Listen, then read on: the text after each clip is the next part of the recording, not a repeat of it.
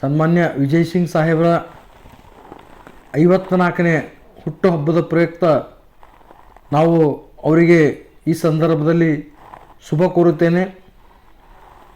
ಅವರೊಬ್ಬ ಮಾಜಿ ದಿವಂಗತ ಧರ್ಮಸಿಂಗ್ ಅವರ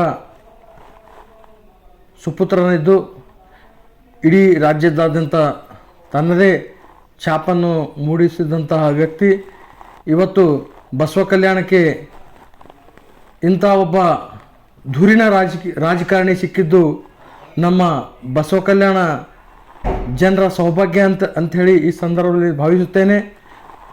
ಅವರ ಈ ಒಂದು ಜನ್ಮದಿನ ಸುಖವಾಗಿರಲಿ ಅವರ ಬಾಳು, ಸುಖವಾಗಿರಲಿ ಅವರ ಜೀವನ, ಸುಖಮಯವಾಗಿರಲಿ. ವಿಜಯ್ ಸಿಂಗ್ ಸಾಹೇಬರ ಒಂದು ಉಜ್ವಲ ಭವಿಷ್ಯ, ಮುಂದಿನ ದಿನಗಳಲ್ಲಿ ಅವರು ಬಸವ ಕಲ್ಯಾಣದ ಒಂದು ಶಾಸಕರಾಗಬೇಕನ್ನುವಂಥ ನಮ್ಮ ಎಲ್ಲ ಅಭಿಮಾನಿಗಳ ಅಭಿಲಾಷೆ ಇದೆ.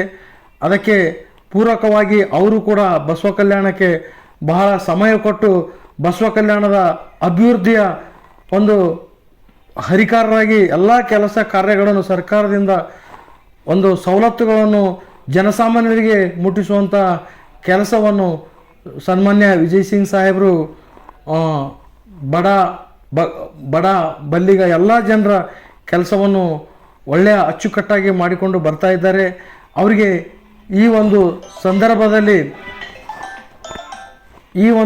ಸಂದರ್ಭದಲ್ಲಿ ದೇವರು ಅವರಿಗೆ ಆಯುಷು, ಆರೋಗ್ಯ, ಅಧಿಕಾರ ಮತ್ತು ಒಂದು ಜನರ ಸೇವೆ ಮಾಡುವಂಥ ಒಂದು ಎಲ್ಲ ಸೇವೆಯನ್ನು ಕಲ್ಪಿಸಲಿ ಅಂತೇಳಿ ಈ ಸಂದರ್ಭದಲ್ಲಿ ನಾನು ದೇವರಲ್ಲಿ ಪ್ರಾರ್ಥಿಸುತ್ತಾ ಇನ್ನೊಂದು ಸಲ ಸನ್ಮಾನ್ಯ ವಿಜಯ್ ಸಿಂಗ್ ಸಾಹೇಬರಿಗೆ 54ನೇ ಹುಟ್ಟುಹಬ್ಬದ ಹಾರ್ದಿಕ ಶುಭಾಶಯಗಳು.